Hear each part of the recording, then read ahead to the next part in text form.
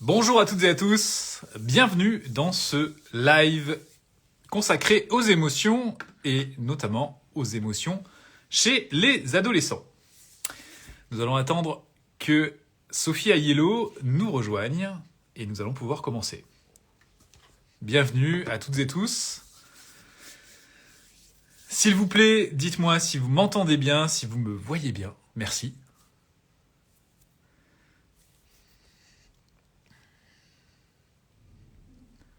Alors...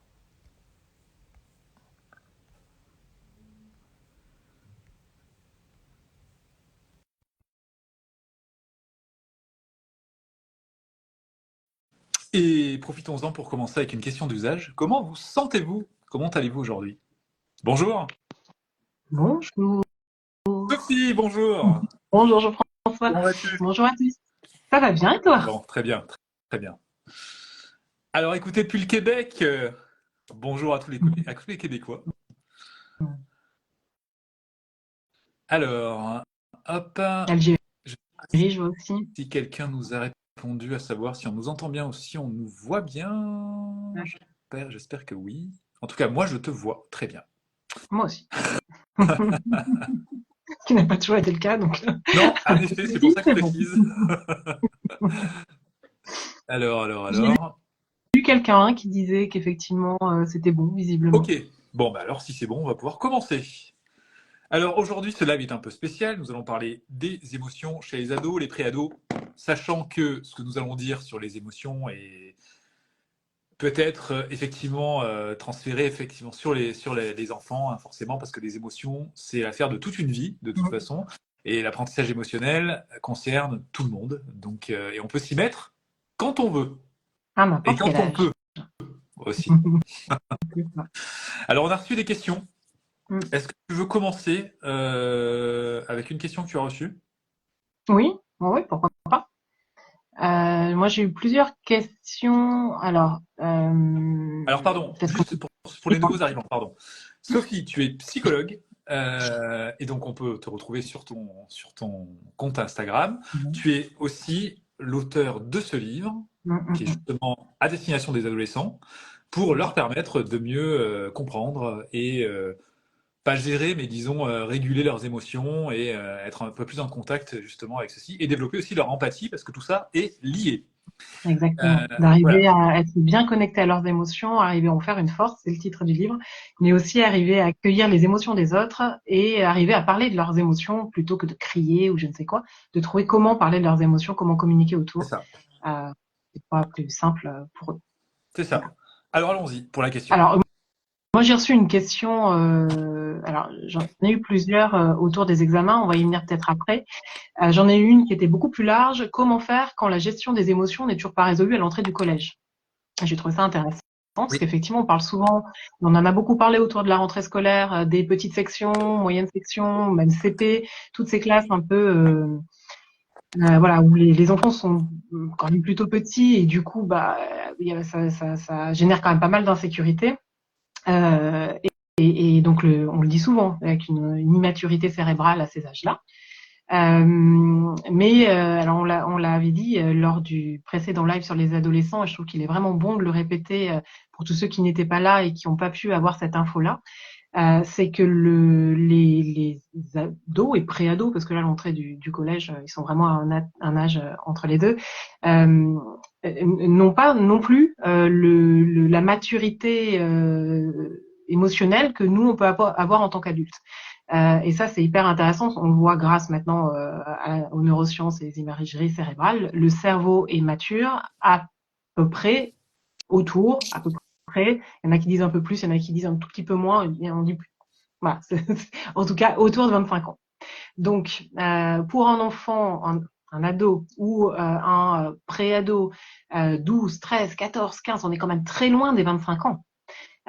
Et en fait, ça, c'est vraiment intéressant de le comprendre. Pour moi, c'est une des clés de compréhension des ados. C'est-à-dire qu'ils ont vraiment, pour schématiser, on peut dire que leur partie émotionnelle du cerveau est terminée, alors que la partie qui s'occupe, voilà, la partie verte là, qui s'occupe de la, donc la donc partie, ça c'est la partie l'émotionnel émotionnelle, autour de l'amygdale.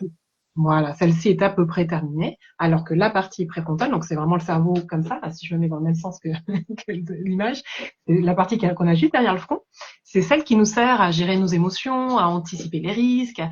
Celle-ci, elle n'est pas du tout mature, pas encore. Elle le devient à 25 ans. Alors évidemment, c'est progressif.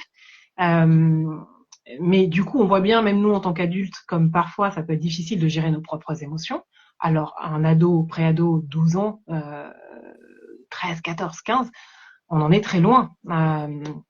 Donc oui, pour répondre à cette question, oui, c'est normal. Quand c'est pas résolu à l'entrée du collège, c'est pas possible que ce soit résolu à l'entrée du collège. Donc et souvent ça, les préados, les ados le disent, ils ont encore besoin des adultes et j'attire l'attention là-dessus. Souvent on se dit oh, mais c'est bon, maintenant ils sont grands, ils veulent être grands. Effectivement, il y a ce truc-là où ils veulent de l'autonomie, ils veulent montrer qu'ils sont plus des enfants et c'est vrai, ils sont plus des enfants, mais en même temps ils sont pas encore des adultes. Et je le vois à mon cabinet, ils me disent vraiment les deux. Je suis pas un enfant, donc je veux qu'on me respecte en fait, qu'on me considère comme un, voilà, je suis plus un enfant et en même temps, mais ils ont encore besoin de notre étayage, de notre soutien, de qu'on les co-régule finalement autour des émotions, comme on peut le faire pour les plus petits. Évidemment, à cet âge-là, on le fait différemment, mais qu'on les aide encore dans leur gestion des émotions. Et encore une fois, c'est toujours intéressant de se dire, mais est-ce que nous, en tant qu'adultes, on a complètement résolu cette question-là? Je sais pas, mais en tout cas, voilà, patience, ça va venir, mais à l'entrée du collège, ouais, c'est tout à fait normal. Alors, il y a cet aspect-là de l'immaturité cérébrale qu'on a déjà vu effectivement pour les enfants. Oui. Alors évidemment, c'est beaucoup plus prononcé chez les enfants parce que le cortex préfrontal est vraiment pas du tout développé chez eux. Chez les ados, il est vraiment en cours de développement. Il y a plusieurs autres phénomènes. Il y a aussi un phénomène hormonal qui peut venir perturber donc l'accueil des émotions, l'identification des émotions, etc. L'élagage au niveau des neurones aussi qui peut aussi perturber ceci. Bref, c'est un gros chantier dans le cerveau des adolescents. Et malgré leur comportement qui peuvent être, ce que tu évoquais, hein, qui peut être de vouloir paraître enfin, autonomes, ils ont encore besoin de nous et ils ont surtout besoin finalement de notre calme et de notre empathie pour les aider à prendre conscience justement des émotions qu'ils ressentent, pouvoir les verbaliser et pour ça, le meilleur moyen, c'est déjà de nous en tant que parents le faire. C'est ça. Plutôt que de les De... agresser, par exemple, quand ils font la tête ou qu'ils viennent de claquer la porte, plutôt que de crier «Ah, j'en ai marre de toi!» qui va être plutôt une agression, donc montée de stress aussi chez l'ado, qui peut se fermer encore plus, du coup, on va plutôt dire voilà, au calme, quand on a la chance de le recroiser dans le couloir, on va peut-être lui dire alors voilà, je voulais juste te dire que lorsque tu fermes la porte ainsi, je ne me sens pas bien en fait, je n'aime pas beaucoup ça. Et je voudrais qu'on discute de ceci pour que ça se passe au mieux entre nous. En fait, l'idée, c'est de jamais couper la communication. De pouvoir leur dire, je préfère que tu me dises ce qui va pas au fur et à mesure, plutôt que d'aller claquer la porte comme ça, où là, ça ferme complètement le dialogue. Et c'est intéressant cette question de porte qui claque. C'est vraiment intéressant de voir que s'il y a la porte qui claque, c'est que déjà ils ont beaucoup accumulé comme émotion ou comme inconfort, comme stress dans la journée, et que ça montre qu'il y a déjà un trop plein en fait. Donc c'est pour ça que plus on arrive à dialoguer avec eux au fur et à mesure, même pour des choses qui nous semblent anodines pour nous en tant qu'adultes, mais qui peuvent être importantes pour eux, à cet âge-là, c'est quand même important de le rappeler, tout ce qui est intégration groupe, c'est hyper important. Donc des fois, c'est des choses autour de ça qui se jouent. Pour nous, ça nous semble, ah, c'est bon, c'est juste des copains, c'est juste, ça va. Mais pour eux, c'est vraiment, vraiment important, quoi. Et donc, c'est vraiment d'accueillir les choses au fur et à mesure, parce que s'ils se sentent incompris, c'est là qu'ils vont, au bout d'un moment, hop, et j'aime bien ce truc-là d'accumulation, et donc il y a un seuil d'adaptation, et hop, on dépasse le seuil d'adaptation. Et donc, c'est dans ces moments-là qu'il y a la porte qui claque, qu'il y a des cris, qu'il y a des pleurs, qu'il y a des crises d'angoisse pour certains, enfin voilà, peu importe, en tout cas, que ça devient ingérable, et souvent, c'est dommage parce que c'est un cercle vicieux après pour tous, parce que ça nous énerve nous en tant qu'adultes. Du coup, ça énerve l'ado aussi, qui s'énerve encore plus et qui nous énerve. Enfin voilà, bref. Donc c'est vraiment de pouvoir autant que possible accueillir les émotions au fur et à mesure et de les inviter à nous parler. Oui.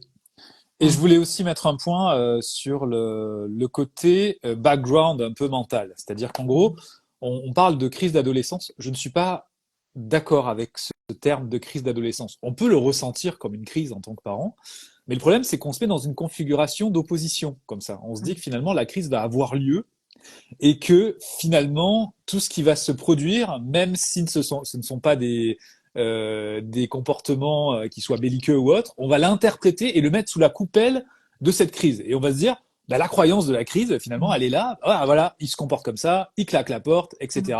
Il me parle plus. Alors qu'en fait, non, c'est simplement euh, un fonctionnement normal et une évolution normale. L'ado, il est entre deux mondes, l'enfance et l'âge adulte. Et là, il a besoin, en fait, effectivement, de nous faire comprendre qu'il n'est plus un enfant, mais qui a encore besoin de nous, et d'acquérir des compétences pour devenir autonome et être adulte. Et Et ça, avoir du les deux plaisir. réalités sont en cours. Et c'est plus un enfant, c'est un adulte, ou alors c'est plus un enfant, c'est un ado, c'est un enfant et un ado et un adulte en puissance, en fait, en gros. Oui, Toutes c'est les ça. réalités sont là. Et ça bouge de jour en jour et c'est ça qui est complexe. Tu parlais tout à l'heure de l'aspect hormonal. C'est puissant quand même la puberté. C'est tout un tas de choses qui changent. Donc il y a des changements de ressenti, des changements corporels. Il y a tout en termes d'identité. Enfin, c'est vrai que je trouve ça toujours intéressant de le transposer à soi en tant qu'adulte, de se dire si demain je me réveillais dans un corps qui changeait tous les jours un peu plus, comment je me sentirais? Alors, on voit bien déjà comme on a des fois du mal à faire avec notre propre corps, bah, on va se dire, bah, tiens, ça va changer demain. Alors, j'essaie de m'habituer à cette nouvelle Ouais. image-là, et hop, ça va encore changer demain. Enfin, je grossis le trait. C'est pas du jour au lendemain, quoique, enfin, c'est progressif. Mais c'est pas simple, en fait. Donc, ils ont tout un tas de trucs qui fait qu'ils accumulent déjà. Donc, je rappelle cette métaphore des briques que j'aime bien. Donc, des briques qui s'accumulent, chaque stress, chaque truc difficile. Je l'ai là, peut-être avec l'illustration, c'est plus parlant pour ceux qui n'ont jamais entendu parler de ça. Cette illustration-là, donc avec des briques qui Ouais. s'accumulent, voilà. Avec donc ça peut être un stress, ça peut être justement le corps qui change, mal-être dans sa peau, une remarque d'un camarade, une remarque d'un prof, le bus raté, tout un tas de choses. Les briques, ça peut être tout un tas de choses différentes qui s'accumulent. Et c'est là quand on dépasse Le quand seuil il dépasse le seuil. d'adaptation. Mm. Voilà, le seuil d'adaptation alors soit il y a trois façons de réagir, soit c'est de la fuite, donc là des ados qui se renferment, qui veulent plus parler ou qui n'arrivent plus à parler même s'ils voudraient, il y en a comme ça qui le disent, hein, à table j'arrive plus à parler, j'ai pas envie de parler, je me ferme d'un coup alors qu'avant j'étais souriant. Ça je l'entends souvent au cabinet. Ça peut être de l'agression. Ou donc là c'est là où soit des cris, des insultes ou Ouais. des portes cliquées, soit de la fuite et donc soit de l'inhibition. C'est une des trois façons de réagir, donc des ados complètement mutiques ou de ceux qui se barrent. Euh, donc ça ne veut pas dire qu'il faut accepter ça. C'est comme les petits finalement. C'est pas, ça veut pas dire qu'il faut dire oui à tout. Ah oui, c'est bien, tu me cries dessus, tu m'insultes, je comprends. Merci, C'est ton merci de petit. m'insulter, merci. Donc on est bien d'accord qu'il ne s'agit pas de ça. Mais déjà, si nous on a en tête cette accumulation-là, que c'est plus nous aussi hein, en tant qu'adultes, hein, les moments où on déborde, qu'on a des comportements un peu disproportionnés, c'est quand nous aussi on a accumulé et que ça déborde. Donc on peut le comprendre pour nous, on peut le comprendre pour eux, surtout qu'eux ils ont plus de briques d'avance sur nous, c'est-à-dire qu'avec ce qui se passe d'un point de vue corporel, identitaire, hormonal, cérébral, enfin voilà, pour eux c'est fou, ils n'ont pas beaucoup de marge en fait. Oui, Donc il y a ouais, c'est peu de choses qui font que ça déborde. Donc c'est aussi de leur expliquer ça pour qu'ils arrivent à prendre soin entre guillemets de leurs briques, pour qu'ils apprennent à avoir de la marge, de prendre soin de leurs émotions, qu'ils oui. apprennent à se réguler et de pouvoir leur expliquer, comme tu le disais tout à l'heure très justement. Bah tout à l'heure t'as claqué la porte. Bah écoute, je t'avoue que je comprends que tu sois énervé, mais c'est vraiment pas confortable pour moi quand tu fais ça. Je me sens pas respectée, par exemple, si c'est ça qu'on a ressenti.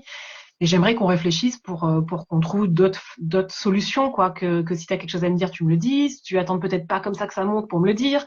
Voilà, de parler avec eux comme ces futurs adultes qui sont en train de devenir avec du respect et de faire attention justement.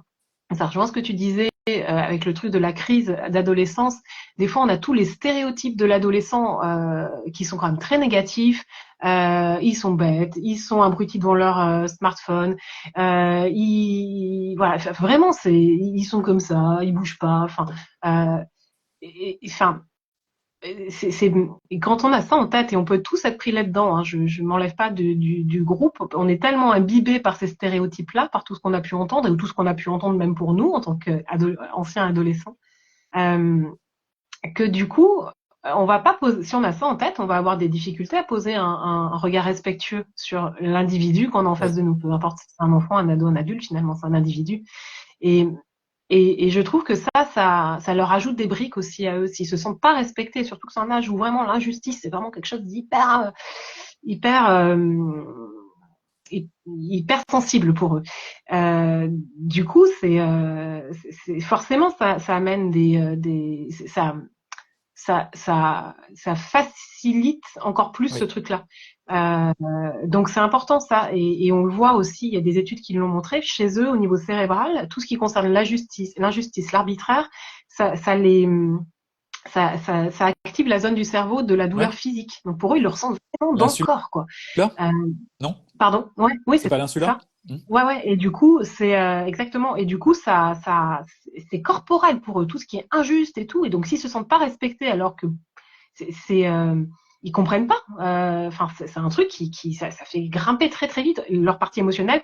Et n'ayant pas la partie préfrontale déterminée, et ben ils n'arrivent pas à se réguler. Et du coup, ça part dans des trucs, des fois, ce qu'on appelle la crise, des crises, euh, voilà. Donc, prenons soin de ça, je trouve, de porter sur eux un regard Oui, euh, respectueux. Et je continue d'être surprise pour tous les adolescents que j'ai au cabinet, par leur intelligence, leur recul sur la vie, leur justesse. C'est bon de les écouter, quoi. Ils ont des choses à nous dire, c'est intéressant, et ils sont moins pris dans toutes les croyances d'adultes qu'on peut oui. avoir, ils sont moins enfermés, du coup ils sont plus ouverts. Et écoutons ce qu'ils ont à nous dire, en fait, et essayons de poser autant que possible un regard respectueux. Et je dis ça vraiment, vous voyez, là je dis, je continue d'être surprise. Ça montre bien comme on peut tous être pris dans ces stéréotypes-là. Ça veut dire que j'ai encore ces stéréotypes-là, même si je passe mon temps à rencontrer des ados qui ne sont pas comme ça. Pour autant, je continue d'être surprise. Donc, même moi qui suis sensible à ces questions de stéréotypes, qui essaie de passer ce message-là, je peux être prise là-dedans. Donc, c'est vraiment sans aucun jugement. Mais faisons attention à ça, justement. En fait, il y a plusieurs choses à déconnecter, si tu Mm. peux me permettre. Il y a notre propre Oui. adolescence.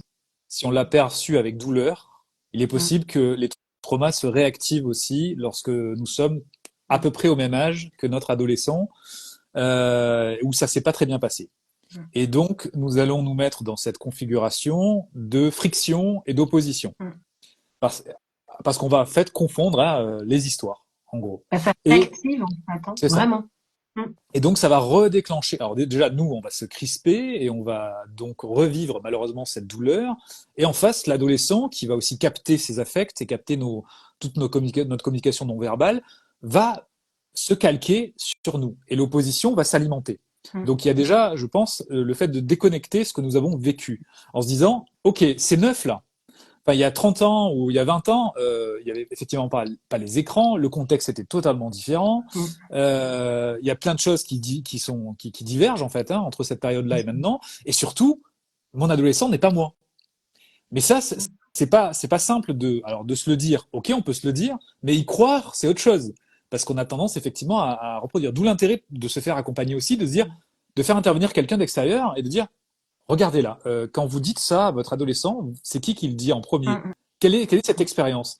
Et là, d'un coup, on retrouve, on dit, mais en fait, ce sont les paroles de mon propre père C'est quand il ça. s'adressait à moi. Et ça, c'est hyper intéressant. Je pose souvent la question aux parents, mais est-ce qu'il y a quelqu'un qui vous disait ça dans votre adolescence? Et souvent, ah bah oui, tiens, c'est exactement ce que me disait mon père ou ma mère. C'est assez flagrant. Donc ça, c'est intéressant de le repérer.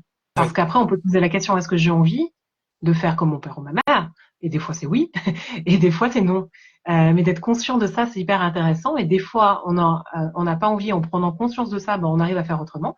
Et des fois, on n'y arrive pas. Et là, c'est hyper intéressant d'aller le travailler, du coup, avec un psychologue. Encore une fois, il s'agit pas de se lancer dans une thérapie de 10 ans, sauf si on en a envie, évidemment. Mais des fois, deux, trois oui, séances où on va débloquer les éventuels traumatismes ou les éventuels.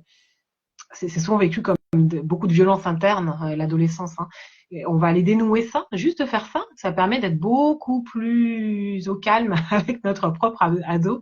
C'est valable pour les plus petits aussi. Hein. Ça vient souvent, en fait, ça vient souvent nous réactiver à l'âge qu'on avait quand nous on oui, avait, voilà. Donc si notre enfant a 4 ans, ça vient nous activer dans l'enfant qu'on a été à 4 ans. Si notre enfant a 12, 13 ans, notre pré-ado, tout à fait. ça va nous activer à cet endroit-là. À Donc, cela, pardon. À cela s'ajoutent les plis qu'on aurait pu prendre. C'est-à-dire qu'en gros, on passe de mon enfant à un ado, un adulte qui va être indépendant de moi. Et souvent, pour les parents, c'est un deuil à faire. C'est-à-dire qu'on était même peut-être dans des pratiques un peu d'obéissance et un peu coercitives vis-à-vis de l'enfant qui va finalement écouter plus souvent que l'adolescent. Et l'adolescent, lui, a besoin d'être lui-même, de construire sa personnalité. Donc, va avoir un esprit beaucoup plus critique par rapport à ce qu'il va entendre parce qu'il a besoin de s'affirmer. Et cette tendance que l'adolescent va avoir à refléter ce qu'il pense et ce qu'il veut devenir peut être un choc pour le parent parce que justement, il se rend compte, oh là, mais en fait, ouais, c'est différent là. J'ai quelqu'un qui est en train de pas s'opposer à moi, mais en train d'essayer de s'affirmer. Et c'est un moment clé parce que si on s'y prend correctement, on commence par accepter l'ado justement pour une personne qui est en train de devenir voilà avec sa propre personnalité, etc. Et pour nous, c'est une chance parce que ça va nous permettre plutôt que de nous tourner vers les adolescents, de nous retourner un peu vers nous en nous demandant qui on est aussi. Parce que bien souvent, on est. Alors c'est vrai que ça peut être particulier, mais on a une sorte de fuite aussi en se disant je préfère m'occuper de ce qu'il y a à l'extérieur plutôt que de ce qu'il y a à l'intérieur. Et là, c'est une chance parce que chacun, lors de l'adolescence, a besoin de se retourner vers qui il est à l'intérieur pour devenir qui il devrait être en fait ou qui il est. Voilà. Et là, franchement, ça fait un choc. Et attention aussi aux schémas qui sont reproduits avec le concours des parents, parce que nos propres parents, quand on a un adolescent, vont nous dire ah ben oui, mais toi aussi tu étais comme ça. C'est ça.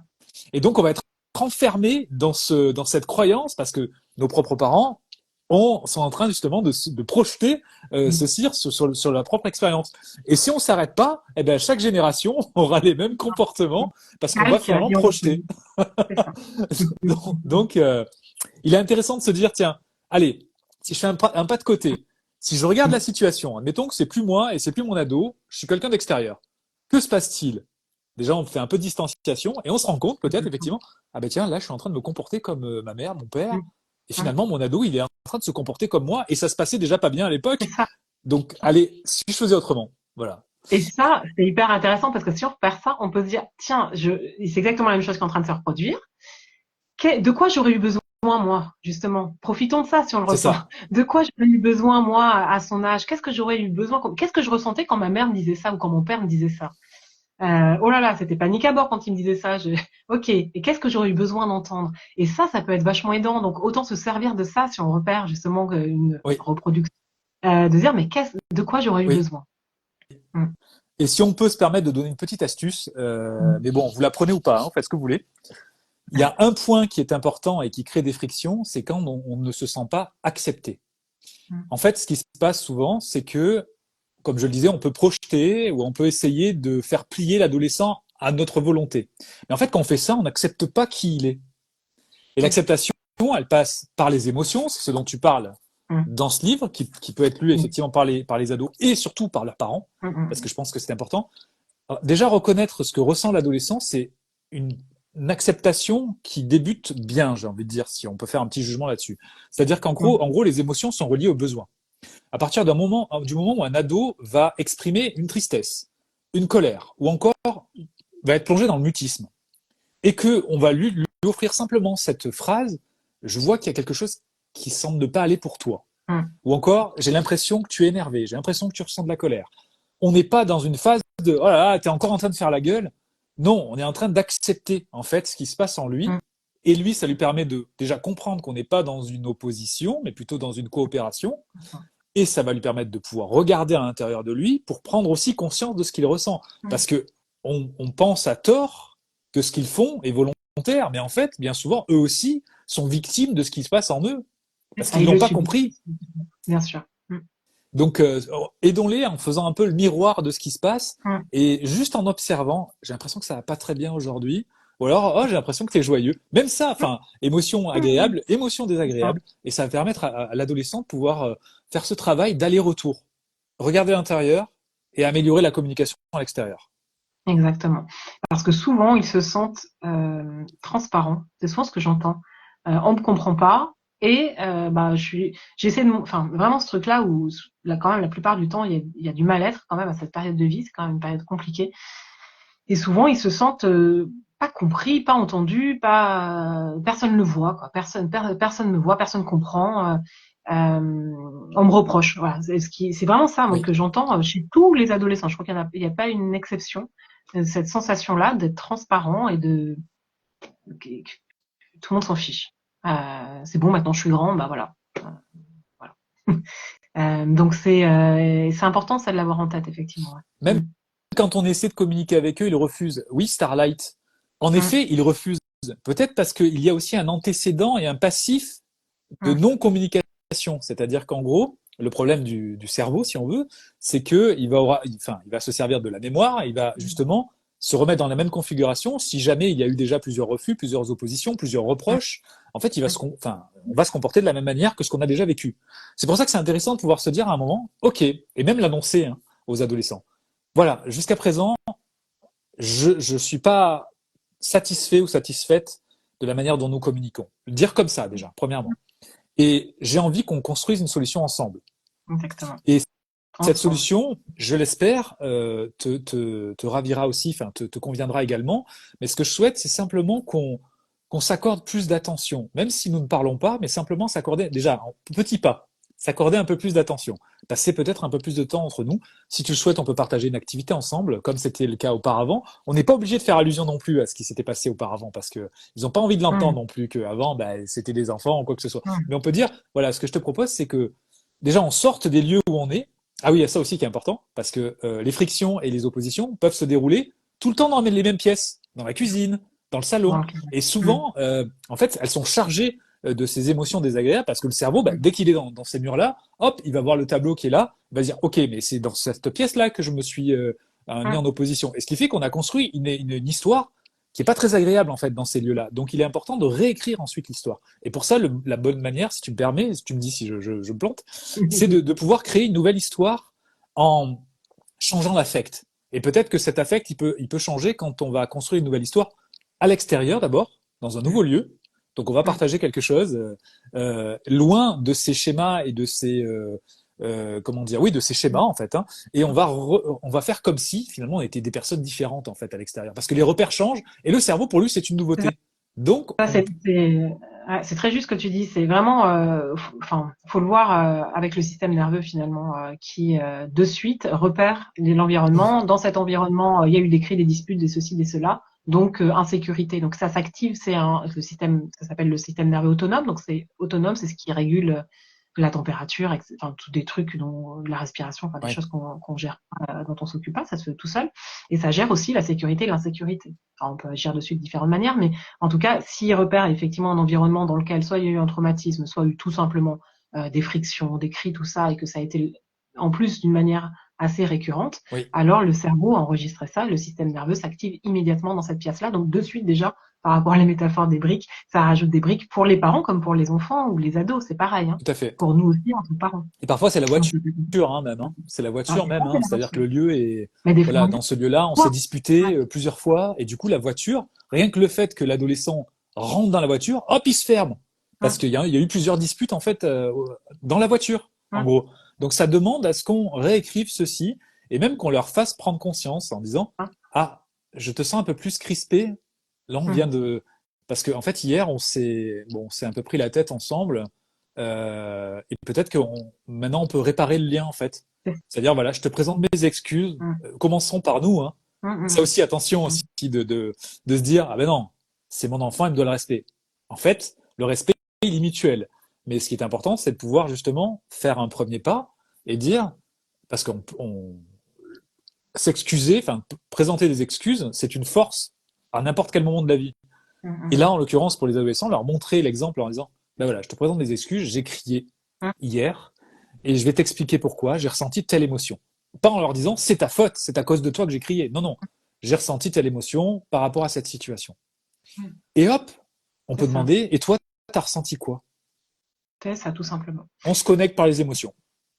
Hum. Oui, complètement. Hein, et c'est bien je trouve, comme tu le proposais, de proposer un avant, un après, de leur dire en fait, bah j'ai pris conscience, enfin ou alors oui si j'ai pris conscience quand même qu'on se disputait tout le temps, C'est pas de cette relation dont j'ai envie. Alors ça veut pas dire attention justement au fameux tu dans les reproches. Hein. Oui mais tu vois t'es plus comme avant, tu fais ça, t'es tout le temps sur ton portable, t'es machin. Non, de dire bah voilà parler de on est les adultes encore une fois. Hein. C'est notre responsabilité en tant qu'adultes de les aider. On leur doit le respect autant qu'eux. Hein. C'est dans les deux Oui, sens. Donc euh, d'être d'expliquer, de dire voilà, j'ai pris conscience de ça et j'aimerais, si tu es d'accord, qu'on mette en place des choses pour que ce soit différent. Et par rapport au lieu, ça peut être de dire quand on remarque nous-mêmes que quand on rentre dans une pièce, dans la cuisine ou dans la voiture ou je ne sais où, on commence les épaules. Je trouve que c'est bien surtout chez les ados, donc ça se voit bien généralement, mais chez nous aussi, quand on commence à avoir les épaules comme ça, c'est d'en rigoler ensemble, de dire ah bah regarde tous les deux oui, comment on est là. le Voilà, corps qui est c'est crispé. vrai. Voilà. Le corps qui est crispé, effectivement. Le corps reflète nos émotions, hein, en fait, hein, Exactement. notre Bah, stress. dès qu'on n'est pas bien, on est comme ça. Hein. Et c'est intéressant d'ailleurs dans la journée de se poser la question de temps en temps, elles en sont où mes épaules? Ah, allez, si je les baissais un peu. Des fois, on est comme ça, on s'en rend même pas compte et juste d'en prendre conscience. Ah, et ça fait juste du bien de le faire, quoi.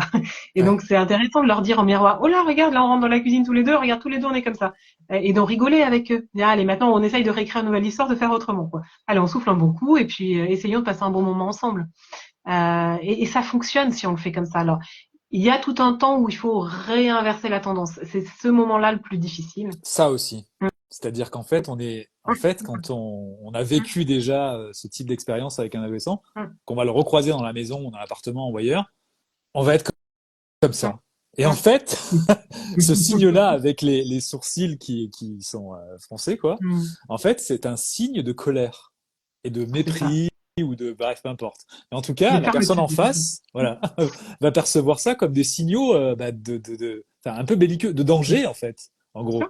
Parce que la colère, finalement, ok, mon parent, là, il est en colère, je sais pas pourquoi, mais il est en Mm, colère. Donc peut-être que moi, mm. je vais me taire et puis je vais m'effacer et puis c'est comme ça malheureusement qu'on coupe le dialogue sans rien dire, juste en présentant des émotions de ce type. Alors peut-être qu'on Exactement. c'est volontaire peut-être, hein, on n'a pas envie de parler, mais le fait de comprendre ce que tu disais, le fait de prendre conscience de ça, tiens mes sourcils ils sont détendus ou pas là? Ah, Mm.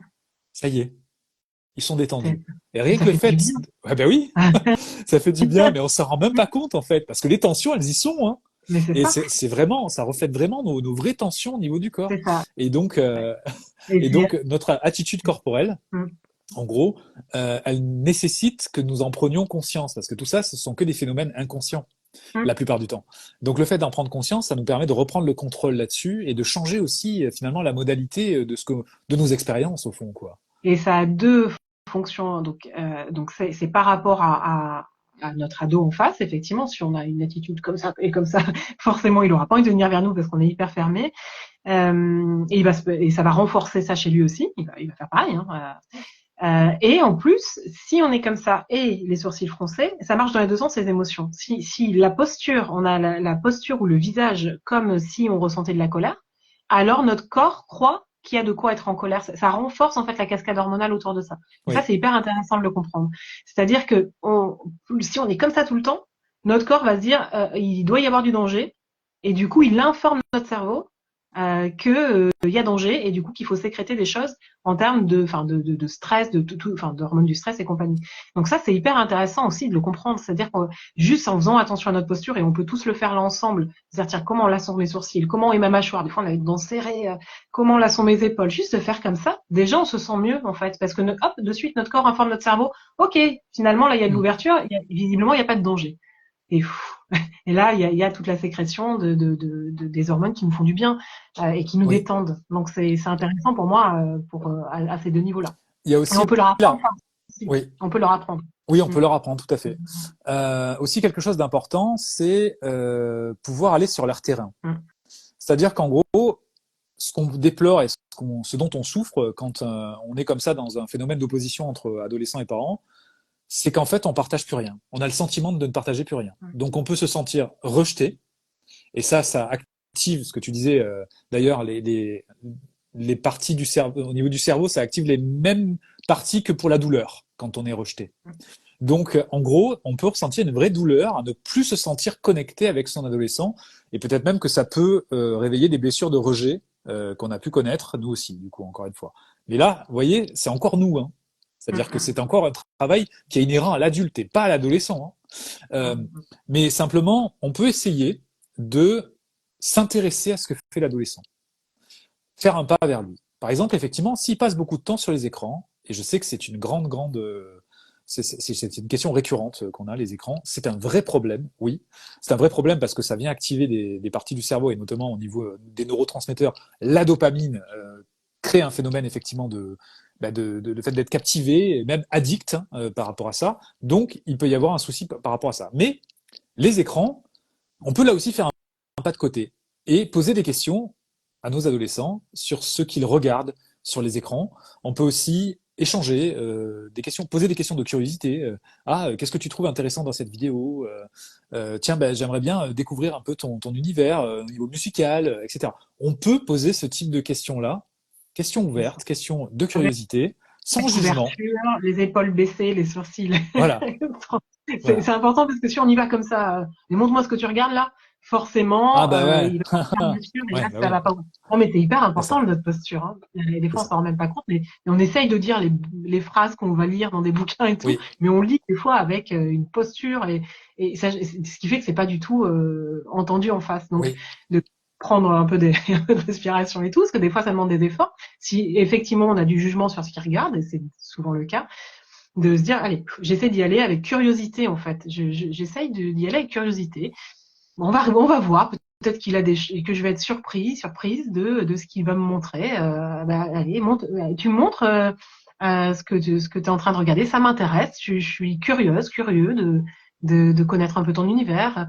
Et si on est avec le sourire, en étant détendu comme ça, et qu'on y va vraiment avec une intention, c'est vraiment important de bosser sur notre intention au préalable, une intention de curiosité et d'ouverture, ça ouvre alors. Et là, on pourra petit à petit parler avec eux des dangers, des réseaux, des écrans, tout ça. Mais si on passe notre temps à leur dire que ce qu'ils regardent, c'est de la merde, que il y a du danger, que alors ils nous parleront pas mm, de ça. Et même s'il y a du danger, et même si ils en parleront pas. Et plus on ouvre, plus on s'intéresse à leur univers, plus ça ouvre et plus ils viendront nous dire aussi, puisqu'ils ont vu qu'on s'intéressait réellement, qu'on avait l'intention de s'intéresser, qu'on a fait du mieux qu'on pouvait pour s'y intéresser. Et c'est comme ça que le dialogue s'ouvre et qu'il y a moins de portes qui oui. claquent, justement. Mm. Et ça peut être la clé d'entrée, ça peut être simplement vous, vous arrivez vers votre ado, attitude détendue, c'est ce qu'on évoquait, et dire à notre adolescent, je vois que tu es vraiment captivé par ce que tu regardes. Mm. Ceci, qui est juste une preuve d'attention, peut être l'amorce d'une communication. Mm. Et ça évite de rentrer par le reproche. C'est juste une observation et une reconnaissance de ce que l'adolescent ressent. Là, Mm. actuellement, il est captivé par ce qu'il regarde. Ok, Et là, il y a eu un commentaire de comment leur expliquer que ça les abrutit. C'est justement ça. ça c'est du C'est jugement. justement ça. Si on y va en leur... parce que nous aussi, on peut regarder des choses qui pourraient se dire, mais ils regardent ça, ils sont complètement abrutis devant ça. C'est Un effectivement... live, et par c'est ça, exemple. par exemple. Mes parents, ils sont abrutis devant les lives. Mais c'est intéressant d'y aller avec beaucoup de bienveillance envers soi.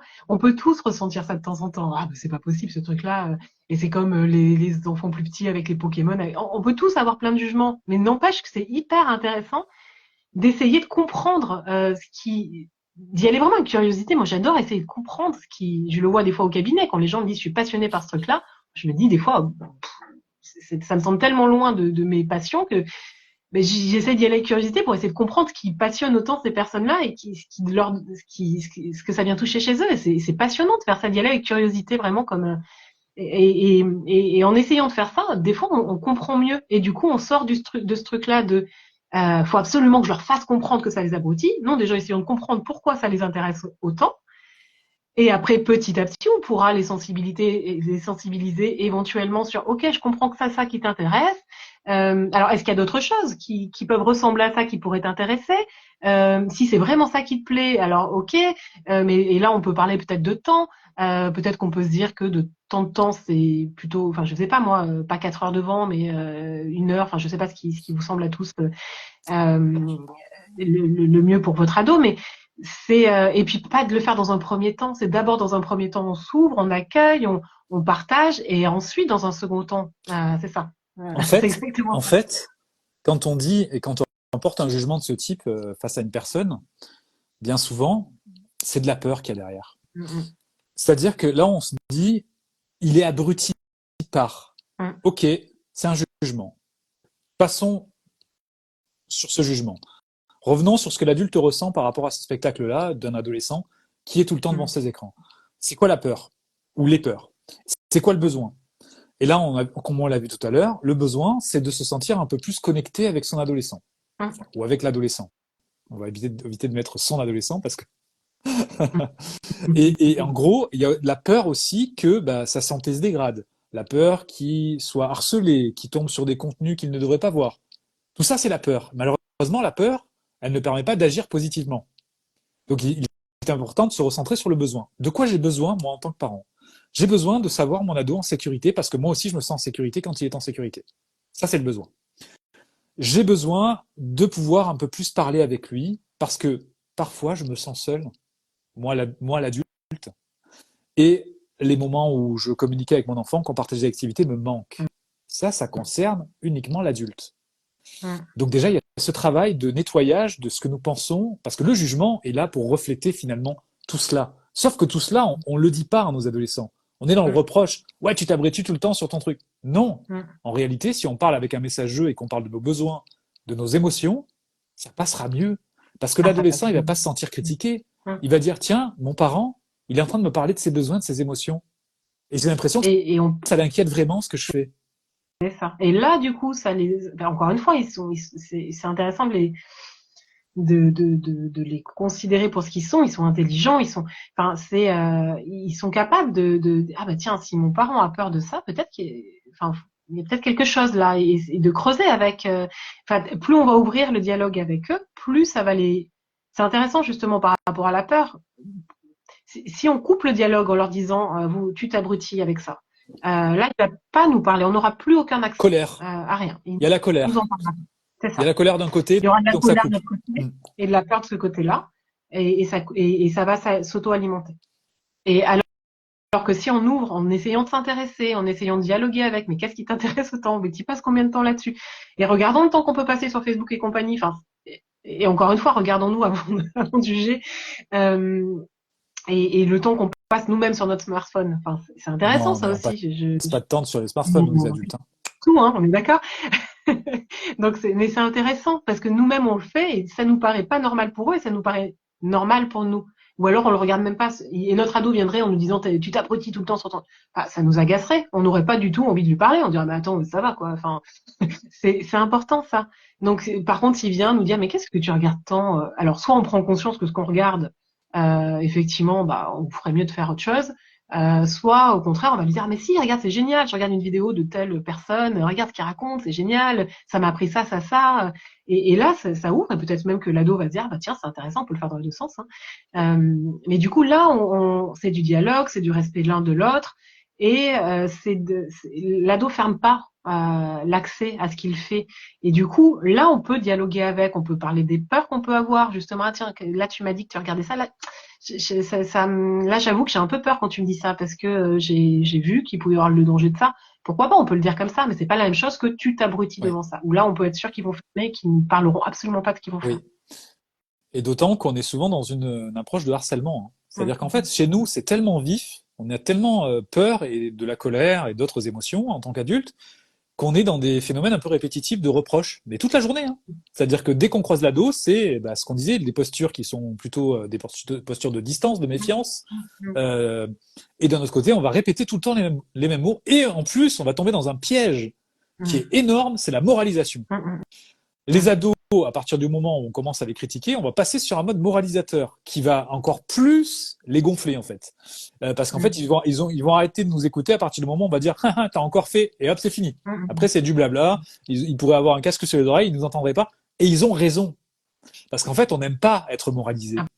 Ce qu'on veut savoir c'est surtout justement ce que ressent l'autre, quels sont ses besoins et essayer de comprendre par soi-même ce qui va pas. La moralisation, finalement, c'est une sorte de... J'essaye de le convaincre d'eux. En fait, non. Parce que sinon, ça veut dire qu'on veut essayer de manipuler. Ce qu'on veut essayer de faire, c'est surtout que l'autre ait peut-être le déclic à un certain moment, quand il sera prêt. Et quand il sera prêt, c'est surtout lui laisser la liberté d'être prêt. Et pour ça, il faut éviter effectivement d'attaquer, parce que l'attaque ne permet pas C'est ça. ça. Et j'aime bien vraiment qu'on fasse l'exercice de se mettre à la place. Si notre conjointe nous dit mais qu'est-ce que t'as encore, on va pas avoir envie de lui raconter c'est ce qu'on a. Hein. C'est évident, on va se renfermer et ça va nous rendre encore plus Oui, mal.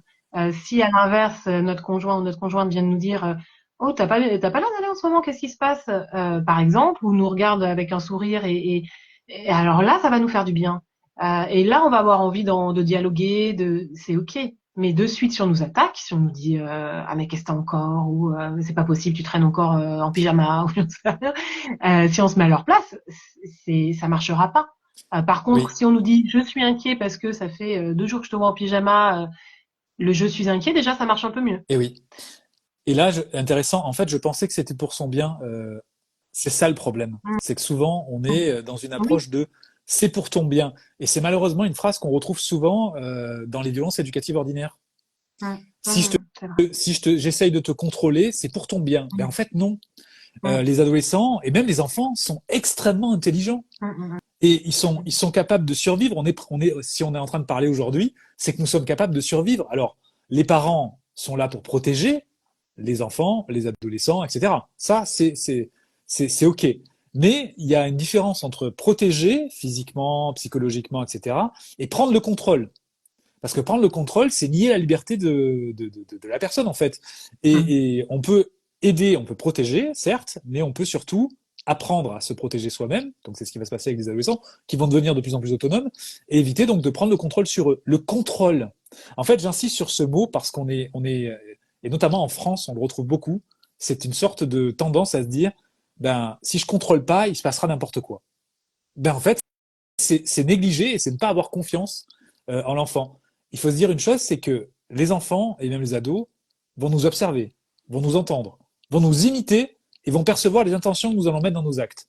C'est énorme. Ils perçoivent les intentions. Ils sont même des statisticiens à savoir ce qui va se passer s'il se passe ceci. Donc, et ensuite, ils le font à leur sauce. Ils sont extrêmement intelligents. Et je trouve que se dire, et même pour le parent, hein, je suis obligé de contrôler, c'est une sacrée pression en fait. Mm, mm, Alors qu'en fait, on mm. peut se permettre de faire confiance, faire des règles en communauté, parce qu'en fait, c'est ça le principe, c'est faire que l'autre devienne responsable. Et pour qu'il devienne responsable, il faut qu'il soit acteur de ceci. Et il a souvent de très très bonnes idées Mm, et pour apporter des mm. solutions aux problèmes de l'adulte ou aux problèmes de l'ado. Et là, je continue sur un sujet. Tu me coupes hein, si tu veux intervenir. Quel est le problème pour les écrans? Est-ce un problème de l'ado ou est-ce un problème de l'adulte? Eh bien, c'est un problème de l'adulte. Mm, mm, Et l'adulte essaye de contrôler l'ado pour répondre à son problème. Il y a un problème là, justement. mm, Il vaut mieux mm. dire voici mon problème, voici ce que je ressens par rapport à ça, et justement offrir de l'empathie, nous exprimer sur ce que nous ressentons, et l'adolescent va comprendre. En fait, il va comprendre que, en effet, son comportement est à l'origine peut-être de notre inquiétude, et qu'il y a moyen de trouver un terrain d'entente pour que ça se passe mieux. Par exemple, prévoir des heures de connexion, éviter d'avoir un écran à table. Je parle des écrans là, mais ça peut être sur tout autre sujet. Hein. Bien sûr. Et il y a aussi un point important, c'est apprendre à responsabiliser les adolescents, Mm, leur confier des tâches, leur demander de nous transmettre des choses pour justement qu'ils puissent se permettre de se sentir utiles. Parce qu'on est souvent on est encore souvent dans cette tendance de se dire, je dois transmettre, je dois transmettre, je dois transmettre. En fait, les ados sur les écrans, ils apprennent plein de trucs. Les ados, quand ils vont au lycée, au collège, ils apprennent plein de trucs. Les ados, ils ont leur propre manière de raisonner, leur pensée, etc., qu'on ne connaît souvent pas parce qu'on les a pas réellement interrogés, mais ils peuvent nous mm. apprendre plein de trucs. Et c'est super intéressant, c'est les périodes de vie où on peut commencer à Ah oui, débattre, faire des choses abstraite. vraiment intéressantes. Et D'ailleurs, ouais, complètement. tu peux nous en parler, justement, le côté raisonnement abstrait, Ouais, c'est lors de l'adolescence où ouais, il se met en place. ouais, C'est lié complètement. à lui, hein, c'est lié encore Et au ben, cortex c'est toujours préfrontal, mais voilà, plus le préfrontal est là, plus on peut élaborer sur des choses plus abstraites, faire des liens, et c'est intéressant. Mais on le voit, c'est progressif hein, chez les enfants. On voit bien qu'à 6 ans, il y a un cap quand même dans les discussions qu'on peut avoir par rapport à un enfant de 3 ans ou même de 4 ans. Et puis après, il y a notre cap effectivement à l'adolescence où là on voit, c'est génial. Et puis c'est vraiment de prendre le temps de discuter avec eux, d'avoir conscience qu'en face, on a des individus à respecter. Si on veut être respecté par eux, il faut qu'on les respecte. Et c'est vrai que passer notre temps à reprocher, enfin, si on se met à leur place, encore une fois, j'aime bien le transposer au couple parce que souvent c'est vachement parlant. Je le vois chez mes patients, dès que je le transpose au couple, ils disent ah oui, moi je supporterais pas qu'on me dise ça toute la journée. Bah ouais, bah c'est pareil pour eux en fait. Alors là, c'est pas des relations de couple évidemment, mais c'est des relations et c'est des gens avec qui on vit. Donc c'est vraiment important ça, hein, de l'avoir en tête pour pas se laisser embarquer dans ce truc-là où bah c'est notre enfant, c'est notre ado, c'est normal que les ados soient pénibles, donc je peux me permettre d'aller leur balancer des trucs, c'est pas grave, c'est l'adolescence, c'est comme ça. Et puis moi je l'ai bien vécu, donc ça les tuera pas. Oui, mais ils ont besoin d'autre chose. Et effectivement, c'est hyper intéressant de pouvoir voilà, petit à petit réfléchir, se poser aussi, parce que des fois on est dans le quotidien, dans les disputes, se poser à un moment donné, de se dire mais attends, est-ce que c'est ce que je veux là? Est-ce que ça se passe comme j'avais imaginé que ça se passerait avec mon enfant, qui était enfin mon enfant, si, qui était enfant il n'y a pas si longtemps et qui est en train de devenir là, bientôt un adulte, mais pas encore. Quelle relation j'ai envie avec cet individu-là, futur adulte, et comment je m'intéresse à qui il est en fait. Ça leur fait du bien parce qu'ils sont en pleine construction identitaire. Ouais. Euh, Plus on s'intéresse à qui ils sont, qui ils ont envie d'être, ce qu'ils ont envie de faire, mais plus du côté de l'être que du côté du faire, on est souvent à leur poser la question ce qu'ils font, ce qu'ils font pas, et c'est intéressant de s'intéresser à qui ils sont. Euh, Ça leur fait un bien fou, et ça les aide dans leur construction identitaire. D'ailleurs, donc là, on va parler de plus en plus des adolescents. Mm. J'ai déjà fait un point sur les forces en psychologie positive. Ah oui, c'est Je ne sais pas intéressant. si Mm. vous connaissez les forces en psychologie positive. Donc, ce sont des forces qui ont été donc référencées, identifiées et que nous avons tous. Par exemple, ça va être la persévérance, ça va être. Et elles sont vraiment listées. Ces forces-là, quand on a la liste devant les yeux et qu'on se met à regarder nos ados ou même nous regarder nous et qu'on les voit les utiliser, ça change tout notre regard sur les choses. Et on peut même amplifier ce phénomène en disant, par exemple pour la persévérance, et j'ai vu que tu avais fait preuve de beaucoup de persévérance pour le montage de ta vidéo là. Mm.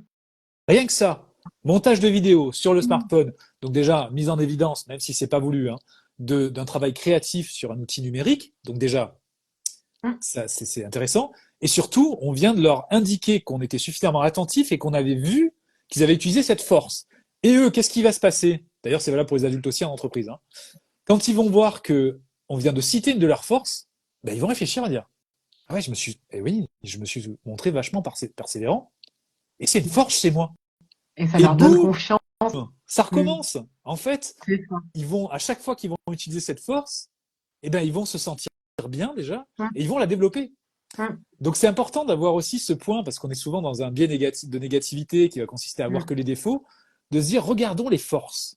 Mm. Et d'ailleurs, bon, donc j'en profite pour annoncer, on va faire on va faire du contenu sur la psychologie positive dans le futur, et je pense que ça va vraiment améliorer la vision de tous en fait, de soi et des autres, parce que voir Mm. les autres sous ce format-là, sous cette perspective-là, ça change tout. Et un adolescent à qui on dit, je vois que tu as fait preuve de persévérance, ou encore, oh là, mais tu as aidé cette personne à porter ses courses, Mm.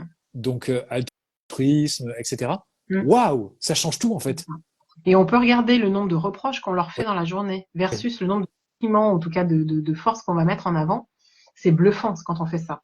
Donc déjà, on pourrait presque se dire un reproche, un compliment, enfin pas un compliment, mais une force, comme tu dis, tu vois. Déjà, minimum ça, mais et c'est hyper intéressant de regarder Ouais. la ratio, parce que quand même, mais c'est valable encore une fois, pour toutes les personnes avec qui on peut vivre. Hein. Oui. Il y a un jeu qui est super pour jouer avec les adolescents, c'est Totem. Totem, oui. Je pourrais mettre la référence en dessous du live, qui met justement en avant les qualités de l'autre. Donc on tourne comme ça, où chacun donne les qualités de l'autre à travers un jeu qui est super bien fait, où il y a des animaux, des qualités, tout ça. Et alors à chaque fois que moi j'ai joué avec ça avec des ados, à chaque fois ils sont ressortis voilà, avec une posture, justement tout à l'heure on parlait de posture, une posture différente, quoi. C'est, ah ouais, moi je suis comme ça, quoi. Et ça fait un bien fou. Et souvent ils ont envie d'y rejouer très souvent. Donc c'est un jeu, c'est une proposition de jeu. Je sais plus combien il est, mais il est Oui. très accessible. Et ça peut être très bien ça pour jouer en famille et justement pour amorcer quelque chose d'un peu différent quand on est justement pris dans cette boucle-là, dans ce cercle vicieux de reproches mutuels. Hein. Souvent, c'est dans les deux sens. Hein. Mais votre ado est potentiellement fantastique. En fait, il l'est. C'est intéressant En d'aller gros, d'aller c'est découvrir ça. l'individu qui se cache sous l'ado, C'est ça. dans tous ces comportements-là très stéréotypés, Oui. enfin en tout cas tels qu'on les a en tête. Et sachez une chose, c'est que vos craintes se réalisent. On appelle ça l'effet golem. Ça veut dire que toutes les peurs que vous pourriez avoir sur votre adolescent, toutes les images négatives que vous allez projeter, il y a des chances que votre ado vous obéisse en fait. C'est-à-dire qu'en gros, d'ailleurs ça a été démontré avec une expérience je crois que c'est dans une faculté, avec un professeur à qui on avait dit de manière totalement au hasard en disant voilà cette personne-là, cet étudiant est au potentiel. Ah oui. Et cet étudiant est normal, on va dire.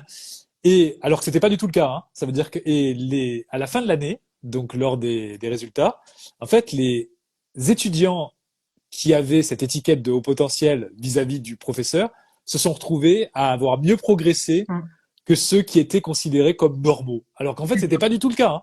Et Donc, ça a été reproduit plein de oui, fois. Hein. C'est hyper intéressant toutes ces eh oui, études-là. Euh, de voir comme les moins bons finalement finissent à être meilleurs parce que c'est ça qui est terrible, c'est que souvent alors là on parle du cadre scolaire mais c'est valable et comme tu le dis très justement dans la famille, et c'est du coup des enfants qui se trimballent une étiquette parce que généralement les profs ont les dossiers scolaires avant et du oui. coup voilà ils sont mauvais donc malheureusement et cet effet-là est toujours négatif pour eux alors que pour d'autres au contraire et c'est hyper intéressant quand on fait les études en changeant en disant que les bons sont pas les bons et enfin, c'est assez bluffant les résultats en termes de confiance en soi des enfants et tout ou des ados. Donc ouais, c'est hyper intéressant ça d'avoir ça en tête. Tout Et c'est comme si valable on en dit entreprise aussi, hein. ouais. Votre chef en entreprise, si vous pensez que il vous considère comme quelqu'un de nul, par exemple, parce que ça peut arriver, hein, et bien votre comportement va peut-être venir confirmer les croyances de votre chef. Parce qu'en fait, vous allez vous conformer à ce que vous pensez qu'il pense, en gros. Et Voilà, et lui-même, ça, s'il le pense vraiment, va avoir un comportement avec vous qui va être beaucoup plus dur, beaucoup plus rigoureux. Il va pas beaucoup vous parler, il va vous mépriser, et du coup, ça va venir vous enfermer dans ce comportement et vous allez venir prouver ses croyances, en gros, quoi. Donc c'est oui, valable c'est ça. pour tout le monde, en fait.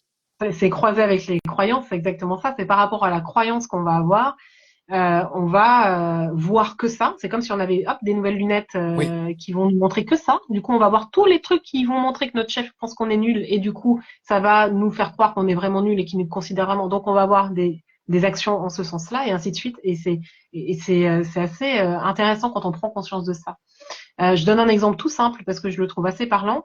Euh, qui simplifie peut-être encore plus ça. Je me souviens d'une fois, ma fille se lève le matin. C'est une période où elle faisait beaucoup de crises, encore une fois entre guillemets, beaucoup de tempêtes émotionnelles vraiment en répétition. C'est aussi ce qui m'a donné envie de m'y intéresser autant. Ouais, c'est de bien comprendre comment ça fonctionne au niveau cérébral. Euh, et elle se lève en me disant, j'ai pas envie d'aller à l'école.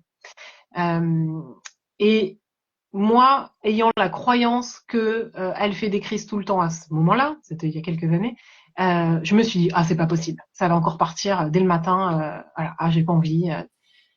Je serais restée là. Alors il se serait passé une crise effectivement puisque j'aurais dit bah, c'est bon, ça va, bah tu dois y aller, c'est comme ça. Hein. Et mon attitude, parce que j'avais cette croyance-là, aurait fait qu'effectivement ça se passe comme ça. Ce jour-là, je sais pas pourquoi, j'ai eu une illumination. Je me suis dit, non, accueille des émotions. Qu'est-ce que tu aimerais qu'on te dise? Je me suis mis à sa place. Qu'est-ce que tu aimerais qu'on te dise? Qu'est-ce que tu aimerais que ton conjoint te dise si tu te levais comme ça en disant, j'ai pas envie d'aller bosser, quoi. Eh ben, je me suis dit, bah, s'il me disait, ouais, bah, peut-être, mais tu dois aller bosser, hein. Bah, alors là, ça me mettrait en colère, effectivement.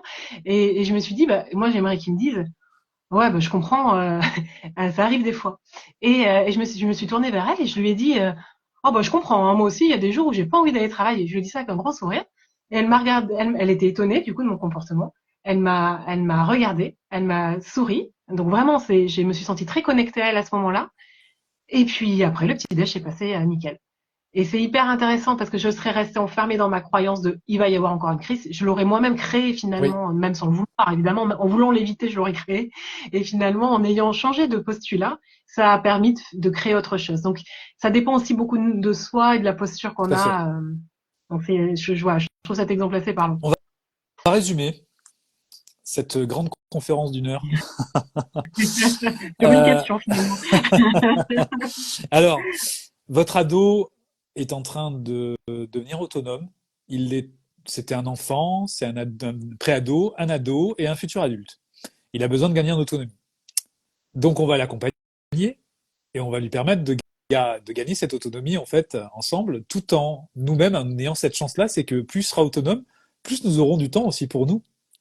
Donc il y a un côté positif aussi là-dedans. Plutôt que d'essayer de surcontrôler, d'être tout le temps sur leur dos, on peut effectivement faire ceci et s'épanouir nous-mêmes, parce que l'exemple qu'on va leur donner, ils vont aussi s'en inspirer, eux, en tant Exactement. qu'ados et futurs adultes. Donc c'est important aussi ça. Euh, L'accepter tel qu'il est va lui permettre de changer, Mm. parce qu'à partir du moment où on refuse quelqu'un dans sa personnalité, eh ben il y a de la résistance. Donc forcément, et il veut clamer qui il est, donc ça peut donner des situations conflictuelles. Mm. Donc déjà l'accepter tel qu'il est, et ça passe par les émotions, c'est-à-dire peut-être refléter ce que l'adolescent ressent basiquement. Dire là je vois que tu ressens telle émotion, ou alors si on n'a pas les termes, c'est je te sens un peu crispé là. Ça peut être simplement ceci, à Mm. tes souhaits. Euh, De tout. Ah, pardon, d'accord. Mais je t'écoute. J'accepte ta quinte de tout. Donc, c'est Merci le de thème. ton accueil. Donc, ça, c'est le deuxième point. De l'accepter donc tel qu'il est, donc dans ses émotions. Et les émotions sont reliées aux besoins. On le rappelle, Mm. un besoin qui n'est plus satisfait, donc qui devient insatisfait, c'est comme un voyant rouge qui va s'éclairer. L'émotion va apparaître, une émotion désagréable, qui nous indique que nous avons besoin d'agir pour rétablir notre besoin, que notre besoin soit de nouveau satisfait. Et justement, on fait le point sur les besoins. Les parents ont besoin de reconnaissance, ont besoin de se sentir connectés avec les adolescents, ont besoin de tout ça. Et ces besoins, ce ne sont pas des reproches qui vont nous aider à les satisfaire, mais plutôt un travail d'équipe, en gros. Et C'est on ce qu'il en en faut. vient au background, toutes ces pensées qu'on mérite de nourrir, les croyances que nous avons. Donc, notre ado n'est pas nous. Donc, la croyance de hop, ça va se passer de la même manière que non, non. Le fait que nous soyons parfois, nous nous comportons comme nos propres parents, ça aussi, c'est bon de le déconnecter. Mais plutôt nourrir des croyances. Notre ado est une personne en devenir. On le connaît pas vraiment en fait, et il va changer Exactement. toute sa vie Mm. comme nous changeons tous les jours en fait. Donc laissons-lui cette liberté de changer, accompagnons-le avec le plus de bienveillance possible, justement pour éviter que cette période d'adolescence ne soit que des combats. Parce que franchement, bah oui, alors dans ce cas-là, effectivement, on peut l'appeler crise, hein. Donc ça va s'auto-alimenter cette croyance de crise. Mais en fait non, il y a moyen, il y a une autre voie pour ça. Et amplifions les aspects positifs. On parlait de psychologie positive, mais remarquez qu'un adolescent utilise des forces, par exemple la persévérance, comme on a dit tout à l'heure, la gentillesse, ben, ça permet de multiplier ce type de moments et de créer un relationnel apaisé. Parce que lui aussi, il va d'un coup se tourner vers nous et faire preuve de gratitude, de reconnaissance. Et on en revient au besoin initial. Les parents se disent ah, je me suis sacrifié. En fait, quand on dit ça, c'est un reproche. Mais en fait, ce qu'on veut, c'est un besoin de reconnaissance. Alors, on peut se la donner, la reconnaissance. J'ai fait de mon mieux, et etc., etc. Mais en fait, quand on est comme ça dans cette bienveillance, on se rend compte que bah, notre environnement se modifie aussi. Et l'adolescent va prendre conscience aussi de ça et peut-être nous dire à un moment, ben, merci d'être là, papa, merci d'être là, maman, en fait. Et merci de m'avoir écouté rien que là, quoi. Enfin, c'était important pour moi. Et là, ben, on s'est senti connecté. On a été connecté avec eux. Et plus on est connecté avec eux, plus on est dans leur monde, et mieux ça va, en fait, et mieux on Mais se ça sent marche. bien. Ouais. Mm. Oui, et de ne pas se décourager si ça marche pas de suite. Oui. Euh, c'est vraiment d'y aller petit pas par petit pas, de pas hésiter, ce qu'on disait tout à l'heure, à dire, bah écoute, là je me rends compte que notre relation elle est pas top en ce moment, et si on se posait tous les deux pour réfléchir à comment on peut améliorer les choses, c'est vraiment de pouvoir essayer, ça marchera peut-être pas du premier coup et de surtout pas se décourager, hein, si dès que ça marche pas, on se dit ah bah de toute façon ça marche pas. Alors c'est vraiment d'y aller petit à petit, c'est comme ça que ça se construit en fait, c'est vraiment une construction d'une relation différente. Et donc vraiment je vous encourage tous à pas vous laisser décourager si ça marche pas immédiatement. Ça va se construire petit à petit. C'est vraiment un travail de tous les jours et petit à petit ça sera là. Donc étape par étape, petit pas par petit pas. C'est ça. Et encore une fois, de pas oublier que voilà, le cerveau est adulte autour de 25 ans. Donc ils ont encore besoin de nous et c'est voilà, ils savent pas bien se réguler émotionnellement, c'est compliqué pour eux. Donc ils ont besoin de nous, hein. Oui. Ils ont besoin de nous et ils ont besoin surtout d'être acceptés inconditionnellement et d'être aimés inconditionnellement. Parfois, par pudeur, nous n'arrivons pas à le dire, mais je t'aime permet de souvent remettre l'église au milieu du village, j'ai envie de dire. En fait, le principe, c'est que c'est ça, en fait, on aime nos ados. Et parfois, ils peuvent en douter parce qu'on est tellement dans le reproche qu'ils se disent je suis aimé que quand je fais quelque chose que mes parents apprécient. L'amour Non, conditionné. je t'aime quoi que tu fasses. On est dans l'acceptation. Et ensuite, on guide. Effectivement, on peut guider. Là, je me sens inquiet quand parce que tu es rentré trop tard hier, etc., etc. Pas de reproche, mais voilà, je me sens inquiet. Et ensuite, on va mettre les choses en place. C'est-à-dire que, par exemple, pour la prochaine fois, on va mettre un contrat en place, pourquoi pas, entre l'adolescent et soi, etc., etc. Mais la base, c'est l'amour.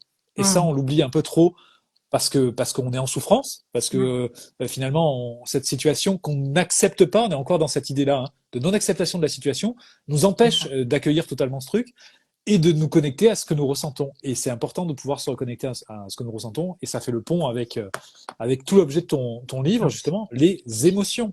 C'est ça. Et l'amour est une émotion complexe qui est quasiment à la base de tout, en fait. Elle est très puissante et elle peut guérir le lien. Et alors, ça peut être un peu spirituel ou quoi que ce soit, ce que je vous dis là. Mais en fait, c'est même scientifique, en gros, quoi. Parce que quand on voit le nombre de connexions qui sont faites et ce qu'on peut ressentir, l'amour est très, et l'empathie fait partie de ceci. Offrir de l'empathie, c'est un acte d'amour. Offrir de l'attention, c'est un acte d'amour. Et en fait, on ne regrette pas ces actes-là. Alors que les reproches et les critiques, etc., on peut les regretter. Mais les actes d'amour, au fond, c'est vraiment une période de vie où les souvenirs restent, comme il y a beau, enfin, c'est émotionnellement très fort, cette période de vie. Les souvenirs restent très ancrés parce que plus il y a des émotions, plus on se souvient. La mémoire marche comme ça. Et du coup, c'est vraiment des phrases assassines pour eux. Moi, je le vois dans toutes les consultations que j'ai d'adultes. Les phrases qu'ils ont entendues de leurs parents, même si ça paraissait anodin dans le flot du quotidien et tout, eh ben, elles restent. Et comme c'est une période de construction identitaire forte, c'est vraiment quelque chose qu'on retravaille après en thérapie derrière. Pour arriver à décristalliser. Ils ne sont pas cette phrase-là. Enfin, voilà, c'est tout un travail à faire là-dessus. Donc vraiment, c'est important. Je mets vraiment, tu parles d'amour, il y a vraiment l'amour et le respect. Pour moi, c'est deux choses vraiment fondamentales là dans la relation avec les ados. Et on en parlera peut-être lors du prochain live sur les émotions des ados. J'aimerais bien qu'on parle aussi du rejet parce que souvent c'est une période où tout se sent rejeté. Le parent se sent rejeté par l'ado se sent rejeté par le parent, et quand on se sent rejeté, c'est l'affrontement. Et ça serait intéressant qu'on en parle aussi. Et donc la attention douleur inhérente à ce qu'on disait au rejet, au niveau du cerveau, tout à fait. Donc voilà, vraiment amour, respect, et d'y aller petit pas par petit pas, de pas se décourager. Si on leur parle avec le jeu et qu'on est moins dans le reproche, petit à petit ça se reconstruit petit à petit. Je vais aborder dans peu de temps l'attachement. L'attachement, on l'aborde souvent pour l'enfance, on en parle de plus en plus et c'est génial. Mais l'attachement au niveau de l'adolescence est une thématique dont on n'entend pas beaucoup parler. D'ailleurs, il y a peu de spécialistes qui en parlent. Donc j'en ai trouvé une au niveau du Canada et donc je vous propose de travailler sur ça parce que dans cette notion d'attachement, il y a justement ce havre de paix et cette base de sécurité que doit représenter le parent. Et les différents styles d'attachement qui vont se mettre en place aussi et qui vont se reproduire à l'adolescence. Donc c'est important de pouvoir même travailler sur ces traumas d'attachement aussi qui ont pu se mettre en place, voilà, et qui peuvent se réactiver. Et puis essayer de nouveau de redevenir ou de devenir cette figure d'attachement dont ont besoin les adolescents. Et parfois, c'est le travail aussi du parent qui doit lui-même guérir de son propre attachement pour parvenir au mieux à être dans cette relation avec son adolescent. Tu confirmes ? Et s'il y a eu un traumatisme pendant l'adolescence, j'invite vraiment tous les parents de futurs ados ou d'ados à aller soigner ce traumatisme-là parce que ça se réveille à ce moment-là. Donc, il vaut mieux l'anticiper. C'est ça. Le plus tôt possible parce que il est quand même très fort probable que ça se réveille au moment, ça se réactive en fait, au moment où votre ado aura le même âge. Oui. Donc, on se libère de ça, moins ça parasite le quotidien de parents. Je trouve que la parentalité et toutes les joies qu'il peut y avoir est quand même assez complexe comme ça, sans qu'on aille s'en rajouter. Si on peut s'alléger de ce qu'on a pu vivre pour libérer notre parentalité, la vivre un peu plus comme on a envie, vraiment c'est important d'aller faire quelques séances sur ces traumas-là avec de l'EMDR, de l'ICV, peu importe la méthode, Je cite ces deux méthodes-là parce que je sais qu'elles sont extrêmement efficaces et assez courtes finalement dans la prise en charge. C'est souvent de ça dont les gens ont besoin quand il s'agit de traumas spécifiques. Donc, faut pas hésiter vraiment. Les psys ont l'habitude de recevoir des personnes qui viennent pour ça. Et je le dis souvent, c'est une forme de courage que d'aller voir un psychologue Oui. pour traiter ça et pas de faiblesse, loin de là. Faut du courage pour aller voir un De la psy. force, c'est de la force en fait. C'est assumer notre vulnérabilité parce qu'on l'est tous vulnérables. Certains le cachent plus ou moins bien, mais c'est bien de le dire. On est tous humains, on a tous et on a besoin d'aide parce que parfois, là, on parlait de la relation entre parents et adolescents et des schémas qui sont mis en place. On a parfois besoin d'avoir ce point de vue extérieur pour nous aider à sortir justement de ceci. Et après, ça va mieux. Il faut pas forcément une dizaine de séances, parfois en 2-3 séances. Des fois, il faut Ça permet de rétablir le lien, effectivement. de commencer à instiguer quelque chose qui va donner finalement des bases de quelque chose d'autre, de quelque chose de plus plaisant pour les uns et pour les autres. De toute façon, c'est un travail de tous les jours. Les émotions, nous en ressentons tout au long de la journée, et des émotions donc méritent d'être accueillies. Bon, parfois, on ne peut pas. On parlait d'attachement, mais si on est dans un style d'attachement évitant, prédominant, donc, on va avoir des difficultés à accueillir nos émotions et aussi à nous connecter par empathie aux autres. C'est lié, en fait. Et aussi, si on est dans un style d'attachement plutôt anxieux, là aussi, c'est compliqué parce que on est souvent en insécurité. Notre amygdale cérébrale est plus ou moins on est plus ou moins en hypervigilance ou quoi que ce soit. Là aussi. Donc, tout cela, comme je disais, c'est le problème de l'ado ou c'est le problème du parent. En fait, chacun a sa part à faire et bien souvent, on se rend compte que quand le parent a commencé ces séances, a commencé à travailler sur ses traumas, etc., étrangement, sans qu'on ait rien d'autre à faire, l'adolescent va changer de comportement aussi. À la maison, c'est systématique. Et c'est valable pour les ados, pour les enfants. Donc, attention aussi de pas délocaliser le problème, comme je disais, et plutôt d'assumer effectivement ce que nous avons à faire, nous, en tant qu'adultes. Parce qu'en fait, la situation va se résoudre peut-être toute seule après, quoi. Avec beaucoup de bienveillance envers soi, c'est pas mal, il n'y a pas de jugement à porter dessus. C'est notre responsabilité finalement en tant que parents de travailler sur nous pour être le parent qu'on a envie d'être autant que possible en tout cas. Donc merci à toutes et tous en tout cas d'avoir ce courage et cette force de pouvoir nous poser des questions, interagir. Donc vous pouvez joindre Sophie Aiello, donc je sais que tu as répondu à pas mal de commentaires déjà, souvent je te tag aussi. Donc n'hésitez pas à poser des questions et même si pour l'instant vous vous sentez pas d'aller voir un psychologue ou quoi que ce soit, allez-y façon Kaizen, pas à pas. Donc là peut-être que vous pouvez très bien avoir un compte de manière anonyme, privée ou quoi que ce soit, posez une question simplement. Allez-y comme ça, pas à pas. Et progressivement, peut-être que vous aurez envie envie et besoin. Ce besoin-là va pouvoir s'exprimer, de pouvoir être accompagné. Et franchement, après bon, il faut que l'alliance thérapeutique soit bonne aussi. Donc n'hésitez pas aussi à vous exprimer si jamais vous n'êtes pas très à l'aise ou quoi que ce soit. Vous pouvez changer, vous pouvez. Donc là aussi, vous avez ce choix-là. Et c'est important de dire qu'on a le choix. On a le choix. C'est que si on va voir un psy et que ça passe pas, alors on va voir un autre psy. C'est pas grave. Je le dis souvent, pour moi, il y a les compétences du psy, évidemment, qui comptent énormément. Mais il y a aussi, autant, pour moi, le fait que ça matche, ou pour le dire simplement, ou pas avec la personne. Le psy peut être hyper compétent. S'il n'y a pas le feeling, s'il n'y a pas le truc, ça marchera de toute façon beaucoup moins bien. Malgré les compétences du psy. Donc, c'est vraiment de sentir qu'on est à l'aise, qu'on se sent en confiance avec la personne pour que ça puisse marcher. Sinon, c'est juste pas le bon psy pour nous. Ça veut pas dire que c'est pas un bon psy, c'est juste pas le bon psy pour nous. En sécurité. En fait, il y a aussi un phénomène d'attachement qui se met en place avec le thérapeute, avec le psychologue. Donc, lorsqu'on ne se sent pas en sécurité, ça marche. On a du mal à avancer en fait, quoi, tout simplement, quoi. Donc, alors je rappelle ton livre parce qu'on m'a reposé la question. Donc le livre s'appelle Je fais de mes émotions une force. C'est, je l'espère, cette force qu'on a pu vous commencer à vous transmettre et qu'on vous transmet depuis quelques semaines autour des émotions. C'est un livre qui s'adresse directement aux adolescents, mais honnêtement, il peut aussi s'adresser à l'adolescent intérieur de chaque parent.